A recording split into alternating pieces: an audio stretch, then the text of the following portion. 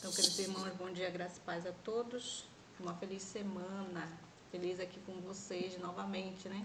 Há umas férias forçadas por causa da falta de internet, mas graças a Deus deu tudo certo. E hoje, penúltimo capítulo. Olha que maravilha. Penúltimo capítulo. Quem esteve nessa jornada com a gente, né? Lendo o livro Mente, Caráter e Personalidade, volume 1 e agora volume 2. O tema de hoje é Influências Negativas, é o capítulo 88 do livro Mente, Caráter e Personalidade, volume 2. Conosco está a nossa querida irmã Léa Cardoso, da Associação do CAMAP. Seja bem-vinda, Léa, e com você a palavra. Bom dia a todos. Ignore a voz, ainda estou bastante rouca, mas que Deus possa, assim, estar conosco mais uma vez nessa manhã, para estarmos, assim, realizando o seu trabalho. É um prazer estar com todos os irmãos novamente aqui. E hoje, né, nós iremos falar, como a irmã bem citou, o penúltimo capítulo. Eu estive estudando a respeito e me admirando, né, de como chegamos até aqui, como as bênçãos do Senhor. E eu fiquei pensando também, nossa, quanto conhecimento, né? Ao mesmo tempo vem quantas responsabilidades. Porque esse livro aqui é um livro que vem falando a cada um de nós e vem citando cada uma das nossas dificuldades e que possamos ter mudado algo em nós, né? Mas se ainda não mudamos, ainda temos tempo, porque esses 2 capítulos que faltam, eles são bem... eles vêm falando muito, muito mesmo aos nossos corações. E hoje nós vamos falar sobre influências negativas sobre a mente. E eu separei aqui o que nós vamos estar falando. Não sei se vai dar tempo de falar sobre todos os itens que são essas influências negativas, mas pelo menos aqui eu já vou citar quais são. As influências negativas que vão estar relacionadas nesse capítulo, que elas podem estar sobre a nossa mente, que nós temos que vencer, é exatamente isso. Aqui nesse capítulo vai falando sobre as influências negativas que nós temos que vencer, que elas estão geralmente atreladas à nossa mente. É a crítica, a negatividade, a suscetibilidade, o ressentimento, a falta de integridade, a dúvida, a disserção, as forças emocionais negativas, o temperamento profano, o excesso de confiança, os maus hábitos e a mente preguiçosa. Então, esses aqui são uns dos itens que estão todos relacionados aqui nesse capítulo que nós vamos estudar. Eu desafio os irmãos que, se tivesse como, vocês terem um papel em branco, pertinho, de onde vocês estão nesse momento, e vocês fossem colocando aqui influências negativas que eu preciso vencer, né? Esquecendo qualquer pessoa que você conheça e colocasse assim, eu preciso vencer. E a proporção que eu fosse falando aqui, você ia colocando nesse papel o que era, e você depois ia fazer uma autoanálise, se realmente essa influência ela ainda está na sua mente, se você faz uso, se você precisa vencer, porque nós só conseguimos vencer. Eu sempre falo isso aqui. A gente só consegue vencer uma coisa que a gente reconhece. Não existe vitória sobre nenhum hábito que nós temos, sobre nenhum pecado sem autoconhecimento. Então, coloque aí se você realmente precisa. E isso precisa ser visto a cada dia como um espelho, né, para poder mudarmos. Então, vamos lá. A primeira coisa que nós vamos falar é sobre a crítica. Então, escreva aí no papelzinho, crítica. Eu preciso ou não mudar sobre isso? Eu tenho essa influência negativa em mim, na minha mente? Aqui Ellen G. White fala, devemos estar arrancando de nossos pensamentos todas as ervas ruins da murmuração e da crítica.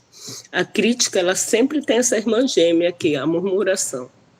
Ninguém critica o outro assim, sem estar murmurando, a não ser que ele seja uma pessoa realmente honesta, que vai trabalhar diretamente com alguém e chega e faz aquela crítica de forma sincera, de forma honesta, de forma amável, para ajudar a pessoa a vencer. Se fazemos qualquer tipo de crítica sem conhecimento do outro, nós estamos aqui junto com a murmuração, e essa crítica aqui, ela é uma crítica que não agrada aos olhos de Deus. Não continuemos a olhar para qualquer defeito que vejamos. Se nos quisermos apegar devidamente a Deus, precisamos continuar olhando as grandes e preciosas coisas: a pureza, a glória, o poder, a bondade, a afeição, o amor que Deus nos concede. E assim, contemplando, nossa mente se fixará nestas coisas de interesse eterno, de tal modo que não teremos nenhum desejo de achar defeito nos outros. Então, muitas vezes, a crítica ela nem existe. A motivação da crítica nem é porque realmente seja um defeito ali, mas é porque nós já temos um olhar voltado para ver defeitos, né? Pode ser uma boa coisa que a pessoa está fazendo, né? Mas nós estamos ali vendo um lado negativo. É o olhar que nós já temos negativo. É o olhar de procurar defeitos. É o querer estar vendo defeitos. Isso não agrada a Deus. E para ir para o céu, nós temos que eliminar essa tendência da crítica. Então, faça aí uma análise na sua vida e veja se você precisa mudar isso ou não. Vamos correr aqui. Quando eu estava estudando aqui, eu disse cada um desses itens dá para fazer uma pregação, né? Mas nós temos que ir correndo aqui e já vendo aqui o outro item, que é a negatividade. É um pouco parecida com a crítica, mas às vezes nós temos muito esse olhar negativo. Tudo que a gente vê, por mais positivo que seja, a gente vê o lado negativo. Precisamos aprender a dar a melhor interpretação possível à conduta duvidosa de outros. Se sempre estamos suspeitando mal, estamos em risco de criar o que nós permitimos suspeitar. Então, na nossa convivência, na igreja, nas nossas amizades, na nossa família, no nosso lar, quando nós estamos sempre vendo e suspeitando sobre algo negativo. Existe um ditado, né, popular que diz assim: quem procura acha, né? Então, quem está sempre procurando ver algo ali negativo, ele acha, porque ele tem esse olhar voltado para isso. Então, diz que se sempre estamos suspeitando mal, estamos em risco de criar o que nós permitimos suspeitar. Então, se eu estou sempre suspeitando de alguém, um dia eu vou encontrar aquilo que eu estou querendo. Não é verdade? É tipo aquela pessoa que vive um relacionamento, mas ele sempre tem que estar vasculhando o celular do outro, porque eu preciso ver com quem ele está falando, o que ele está fazendo, quais são as mensagens que ele está e tal, e sempre naquela, né? Sempre desenvolvendo o lado negativo. E diz que a nossa mente tem poder. Se ela sempre está pensando nisso, um dia, quem sabe, né? Ele não encontra. Ele não favorece o ambiente para que algo negativo realmente aconteça. Então, isso não agrada a Deus. Tem todas as outras coisas para a gente pensar, né? Quanto milhares de ações e feitos de bondade que recebemos nos passam da memória como orvalho desaparece antes o sol, ao passo que as ofensas imaginárias ou reais deixam uma impressão quase impossível de apagar-se. Aqui está outra coisa que acontece no olhar negativo. Nós sempre estamos olhando mais para as coisas ruins que nos ocorrem do que para as bênçãos. Sempre olhando para o que uma pessoa fala de negativo sobre nós do que ele fala de positivo. Sempre olhando para o que eu recebo de ruim, ou que eu sou ignorada, do que existe de bênção. Então, isso tem a ver com o nosso olhar. Se você se propor a colocar somente, o meu olhar vai ser só para o que é realmente positivo, você começa a ignorar essas coisas negativas. Mas muitas pessoas, elas estão atentas só ao que é realmente ruim, né? Ou então aquela ofensa é tão grande, ou então o que a pessoa está pensando de mim. Você sabia que isso tudo tem a ver com a mente? Eu me recordo quando eu era novinha, eu me casei muito nova, com 18 anos, tive filho muito jovem. Quando meus meninos eram pequenos, eu só tinha as 2 meninas ainda, eu acho que eu tinha uns 20 anos, 21 anos. E aí um sábado eu cheguei de casa e fomos almoçar e uma pessoa havia me falado na igreja, não sei quem me falou, que uma pessoa aí, lá em São Luís, tinha falado mal de mim. E que ele tinha falado isso e isso. Irmãos, vocês acreditam, eu me lembro disso de uma forma tão vergonhosa, que eu deixei minhas filhinhas em casa almoçando com meu marido. Eu não tive condições nem de almoçar.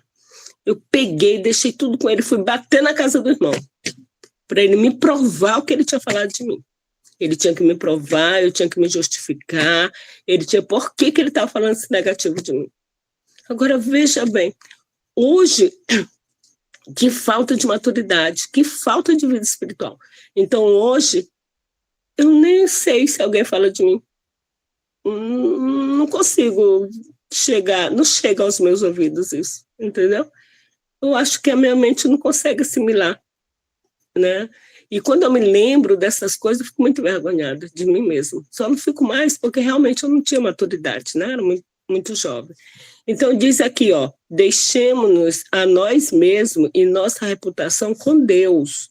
E não mostremos demasiado grande ansiedade de justificar toda impressão errônea e apresentar nosso caso no aspecto favorável. Às vezes nós estamos correndo para mostrar tudo, tipo o que eu fiz, né? Não é assim, não, eu não fiz isso, eu não sou isso, não pense mal de mim.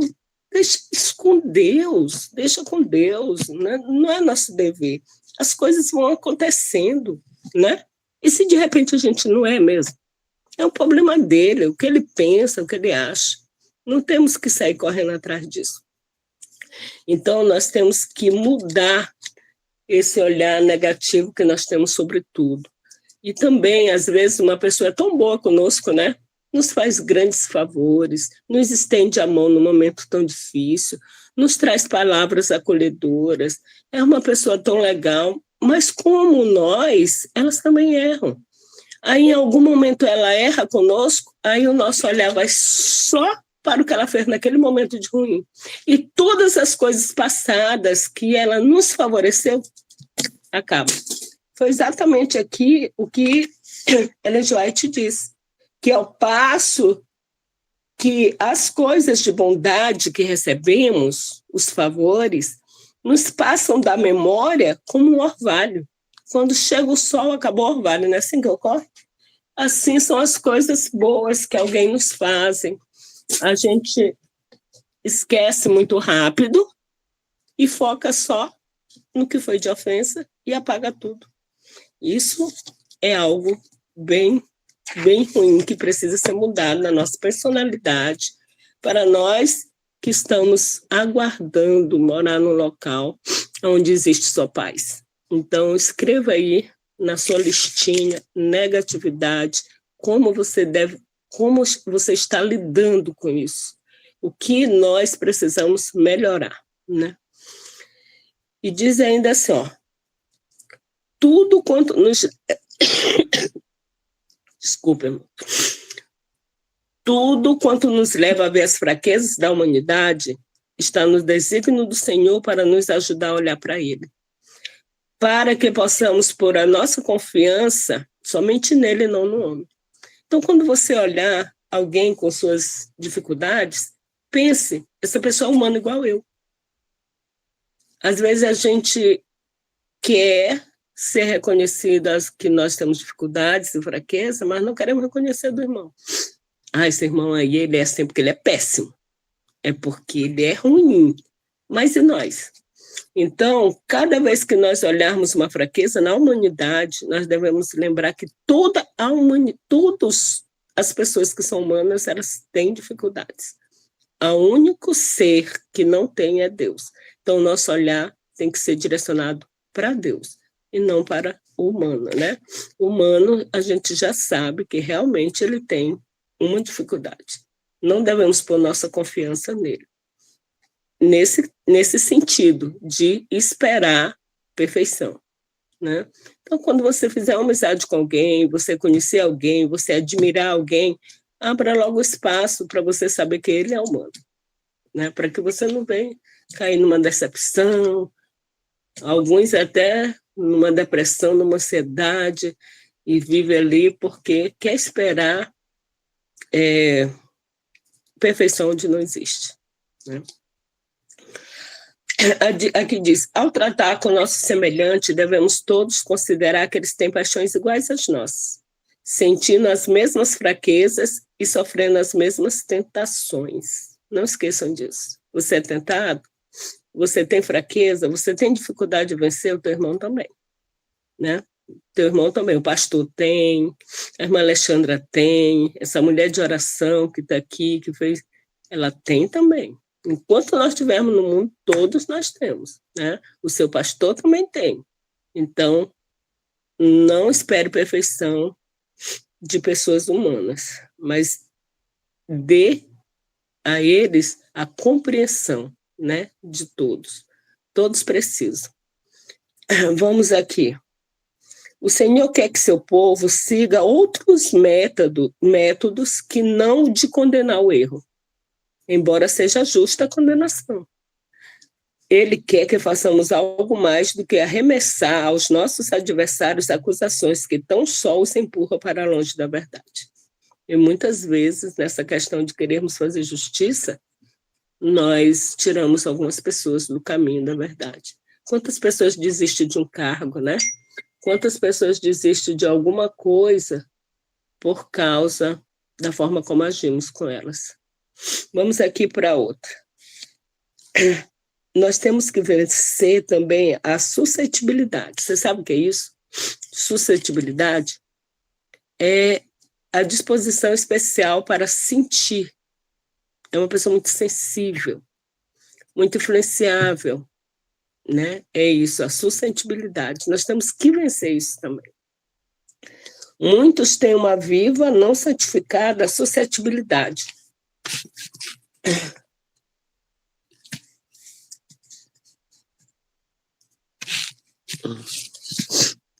Acho que deu um probleminha aqui, vamos continuar. Muitos têm uma viva, não santificada suscetibilidade, que está sempre alerta a alguma palavra. É aquilo que a gente sempre está em estado de alerta, né? Na psicologia, diz que o nosso cérebro, às vezes, ele está assim, sempre está de alerta a tudo, ao que acontece, ao que ocorre, sempre trazendo isso para a gente. E na vida espiritual, né? E na nossa vida emocional, nós temos isso também. Então, algum olhar, um ato que possa dar sentido de falta de respeito ou apreciação, para nós já é um exagero. Eu entrei hoje na igreja, não falaram comigo. Sabia que aquele pastor, ele não olha para mim como ele olha ali para o outro irmão? Sabia que ele só convida fulano para a casa dele? Sabia que ele é mais amigo de fulano do que eu? Ninguém liga para mim porque eu sou pobre. Ninguém liga para mim porque eu sou preto. Ninguém liga para mim porque eu não tenho estudo. Se eu tivesse dinheiro, eu era olhada de outra maneira. Irmãos, isso é ter essa suscetibilidade, sempre achando que nós estamos na cruz, né? E isso não agrada a Deus. Tudo isto deve ser vencido, é o que o Senhor diz para nós nessa manhã. Tudo isso deve ser vencido. Toda pessoa deve ir avante no temor de Deus, fazendo o melhor que lhe seja possível, sem se perturbar por louvores ou ofender por censuras. Olha só o equilíbrio, olha só a maturidade espiritual, está bem aqui. Se resume tudo nisso. A maturidade espiritual, ela se resume nisso aqui. Nem nós podemos nos perturbar com louvores, nos perturbar assim, nos achar, deixar nossa mente ser perturbada por isso, e nem nos ofender pelas censuras. Existe aquele irmão que a gente fica pensando, não posso chamar a atenção dele porque ele vai chatear. Não posso pedir para ele fazer isso aqui porque ele vai achar que não está fazendo exatamente como deveria. Então, irmãos, não tem condição, né? Não tem condição uma pessoa, depois de tantos anos na igreja, ainda está passando por essas coisas, né? Servindo a Deus fervorosamente, devemos aprender a dar a interpretação mais favorável a tudo quanto pareça ofensivo da parte dos outros. Isso aqui que é a maturidade espiritual. Alguém me olhou feio? Ah, não, esse irmão não está bem, não foi porque ele quis, não foi um bom dia para ele. Eu nem percebi, eu nem olhei. Então, tem que ser assim, não temos que aumentar essa ótica enorme que nós colocamos, né? Nós temos que dar a melhor interpretação, a mais favorável aos atos dos outros. Não aumentar isso, achando que nós temos sempre aquela pessoa que está sendo mal compreendida. Às vezes é nós que não estamos compreendendo direito, né? Às vezes os meus filhos dizem assim, eu não falo com fulano. Eu tenho um filho que ele diz isso. Eu não falo com fulano. Por que você não fala? Porque ele não fala comigo. Eu acho que ele não fala com você, porque você não fala com ele também. Você já pensou nisso? Então, é isso. Às vezes a gente quer ser muito compreendido, mas não compreendemos o outro. Outro que nós temos que vencer, anote bem aí na listinha. E aí, irmãos, já se identificaram com alguma coisa dessas que foi falada? Tomara que não, né? Vamos agora aqui, não procurar ressentimentos. Ressentimentos. Geralmente, pessoas que têm a suscetibilidade, ela também guarda ressentimentos, né? Ela guarda coisa que o outro nem sabe por que ela tem isso contra ele, né?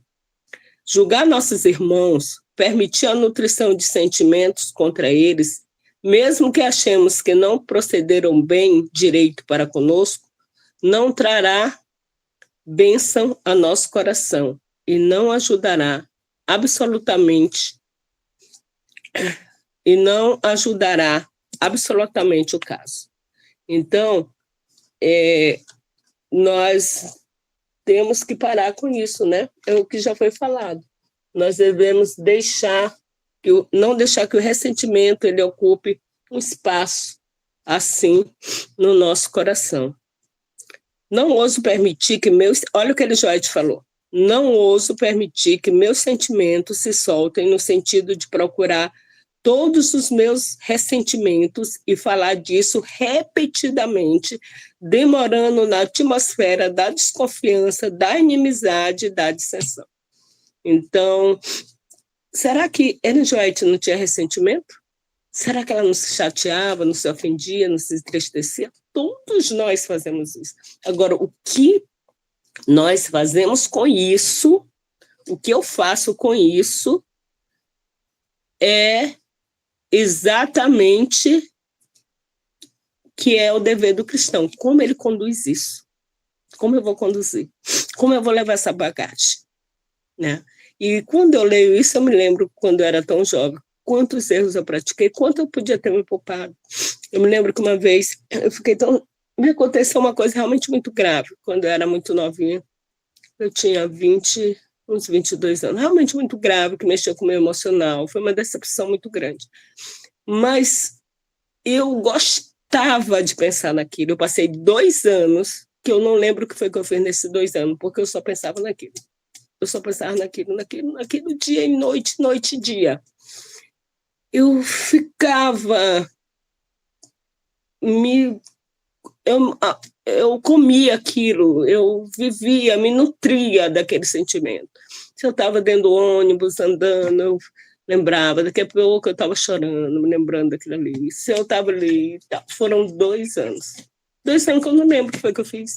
Meus filhinhos pequenininhos, que eu podia tanto ter me dedicado mais a eles, né? Então, é isso que Satanás faz. Eles ocupam a nossa mente com algo que a gente acha que foi realmente enorme, em vez de nós pegarmos aquilo e colocar na mão de Deus. É dizer, Senhor, por favor, me ajuda a carregar esse fardo. É exatamente isso que ele diz. Me dá teu fardo e pega o meu, porque o teu tu não consegue levar sozinho. E parar de ficar remoendo a situação, né? Então, essa questão do ressentimento é muito grave, pode trazer grandes dificuldades. Como você tem lidado com os ressentimentos, né? Como você tem lidado com as suas decepções? Você gosta de estar falando sobre isso, né? Como que nós temos lidado a respeito? Vamos agora falar sobre a dissensão, né? Como nós temos também, eu estou aqui olhando a hora que eu estou meio de passar. Então, aqui,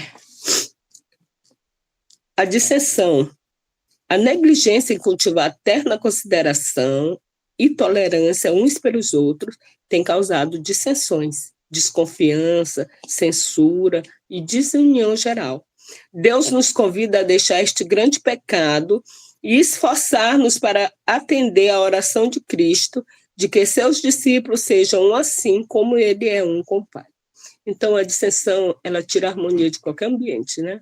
Seja igreja, seja na família, seja em qualquer lugar, nós não devemos também cultivar a dissensão. Por quê? Olha só o porquê. É o trabalho especial de Satanás ocasionar dissensão. Então, se é o trabalho dele e eu pratico, eu estou sendo discípulo de quem? Né?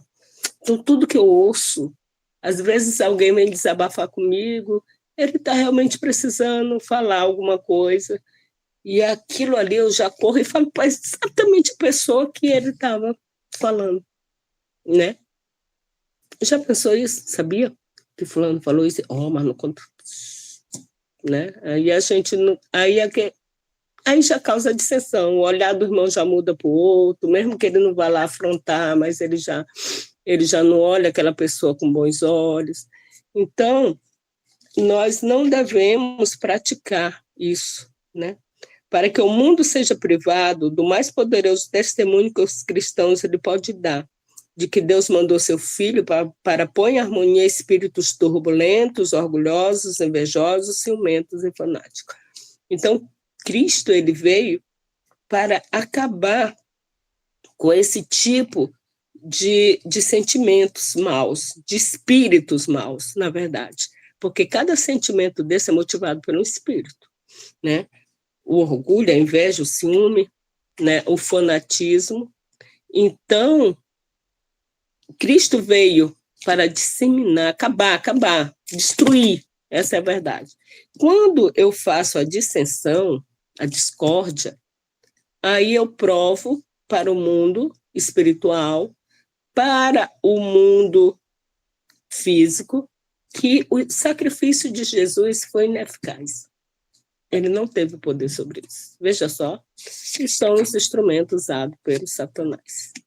Agora nós vamos aqui falar sobre emoções negativas. O nosso emocional tem tudo a ver, né, irmãos? Às vezes a gente acha que eu não preciso cuidar do meu emocional. Eu não preciso cuidar do meu emocional, mas para irmos para o céu, o meu emocional tem que estar em equilíbrio. E aqui diz assim, a inveja e o ciúme são moléstias que perturbam todas as faculdades do ser. Originaram-se com Satanás no paraíso.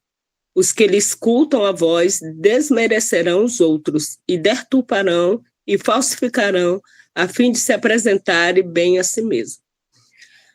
O maior objetivo de uma pessoa que desqualifica o outro é porque ele quer se promover.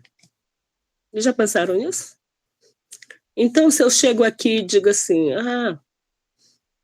eu acho legal o jeito da irmã, mas ela é um pouco exagerada, ela é um pouco assim, ela é um pouco tal e tal. Se fosse eu faria assim, assado, tal. Exatamente. Isso aqui já está sendo originado pelo ciúme e pela inveja. E isso perturba todo o emocional das pessoas, né? E diz assim, mas a menos que os que nutrem esse espírito se mudem, jamais poderão ali entrar. Desculpa, eu vou retornar. Diz assim, originaram-se, a inveja e o ciúme são moléstias que perturbam todas as faculdades do ser. Originaram-se com Satanás no paraíso. Os que lhe escutam a voz desmerecerão os outros e deturparão e falsificarão a fim de se apresentarem bem a si mesmo. Mas coisa alguma que contamine poderá entrar no céu. E a menos que os que nutrem esse espírito se mudem, jamais poderão ali entrar, pois criticariam até os anjos, invejariam a coroa dos outros, não saberiam o que conversar, a menos que salientasse as imperfeições e erros dos demais.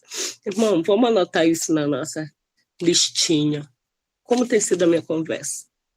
Eu consigo conversar com alguém sem falar de outra pessoa, sem falar, pelo menos que eu fale, mas sem salientar os erros daquela pessoa, né?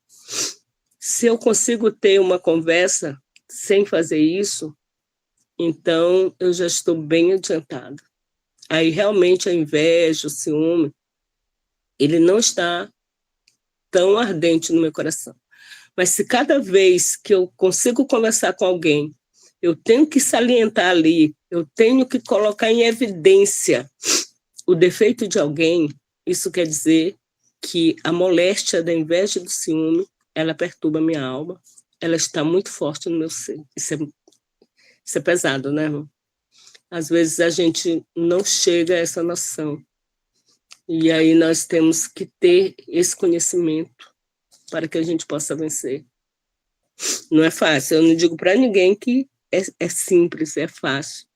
Nós precisamos nos conhecer e depois pedir a ajuda de Deus fortemente para vencermos. Aqui vem falando também que nós devemos ter uma atitude mental sadia. Os que caem na cilada de Satanás não chegaram ainda a uma atitude mental sadia.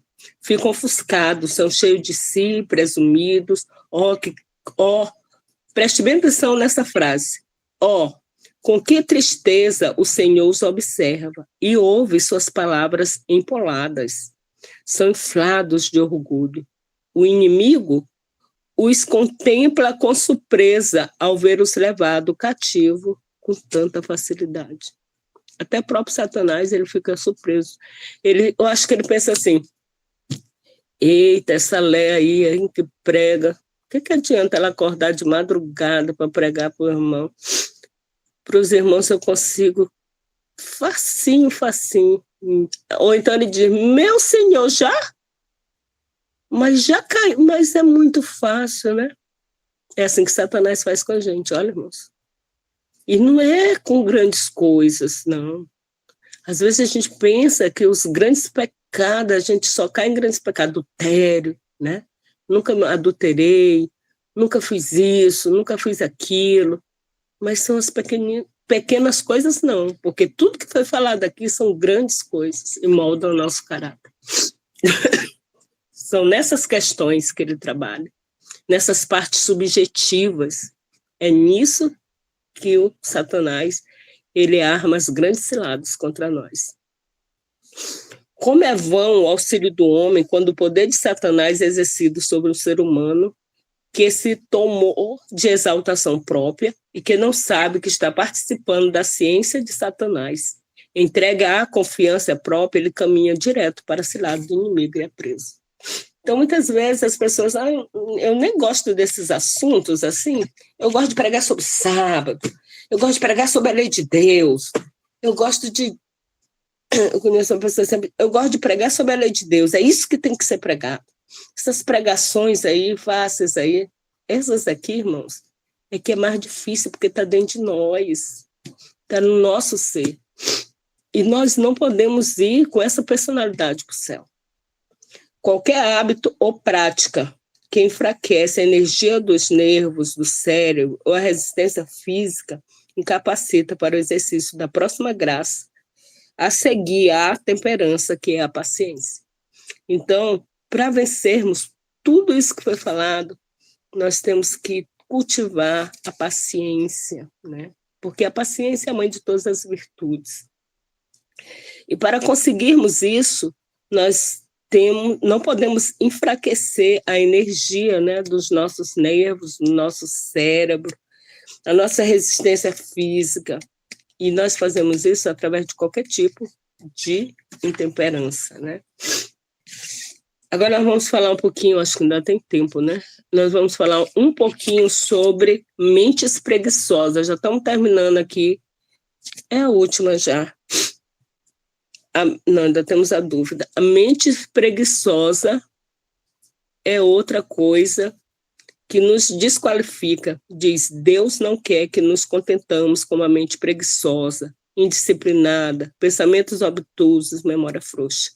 Então, eu não gosto de ler. Não, eu não consigo estudar. Eu gostaria tanto de ler os livros de Ellen White, mas eu não gosto de ler. É a desculpa que nós vamos dar no dia do juízo? É que diz que Deus não quer que nos contentemos com uma mente preguiçosa, indisciplinada e memória frouxa. Vamos trabalhar, irmãos, tem várias maneiras, né? Hoje nós temos uma facilidade enorme de exercer, de fazer com que a nossa mente ela esteja assim, sempre em atividade, onde podemos fortalecer a nossa mente, né? Seja com exercício, seja a leitura, seja aprendendo alguma coisa nova. Hoje isso aí está esclarecido para todo lado, todos nós temos aqui, temos a internet que pode nos auxiliar, trazendo assim, grande conhecimento em relação a isso, vamos usar os suplementos, né? E vamos assim fazer de tudo para melhorar, porque se a nossa mente for fraca, fica difícil até para a gente entender qual é a vontade de Deus. Uma mente fraca, né? Então, temos que trabalhar isso em nós. A maioria desses indisciplinados passa através da vida com disposição contrária ao mundo, consignando um fracasso onde deveriam ter sido bem-sucedidos. Isso aqui foi pesado. Eu fiquei muito pensativa. Quantos fracassos eu me contentei, eu consignei na minha vida, né? Onde eu deveria ter tido uma outra vida completamente diferente, onde eu poderia ter sido tão bem-sucedida. Mas a gente se conforma com a situação que nós temos, com o que nós somos. Eu só estudei até aqui, vou ficar até aqui. Eu nunca vou conseguir fazer uma pregação. Eu não tenho um dom para isso, eu não tenho talento para aquilo. Nós temos muitas habilidades, o Senhor pode dar muito mais. O nosso cérebro é plástico, né?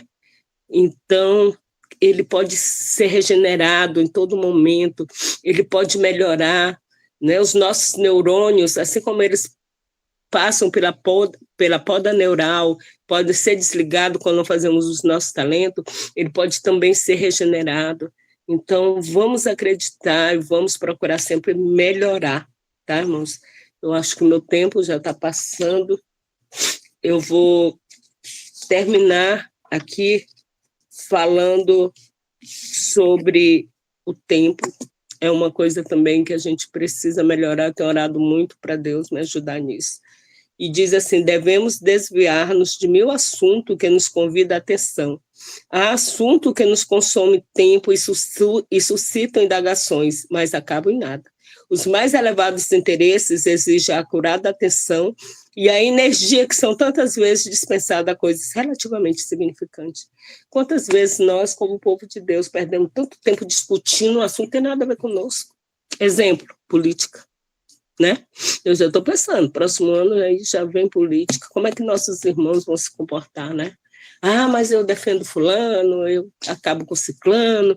Isso não nos interessa realmente? Pense bem, tem salvador da pátria aqui para nesse mundo?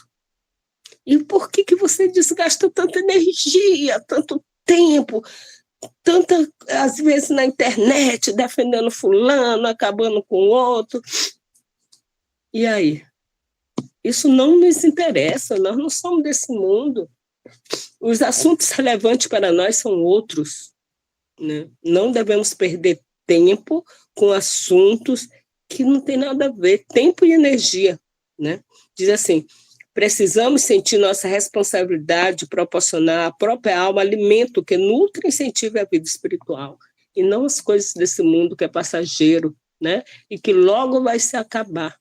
E que a gente sabe que ninguém vai ajeitar esse mundo que nós estamos, é de mal a pior até chegar ao fim.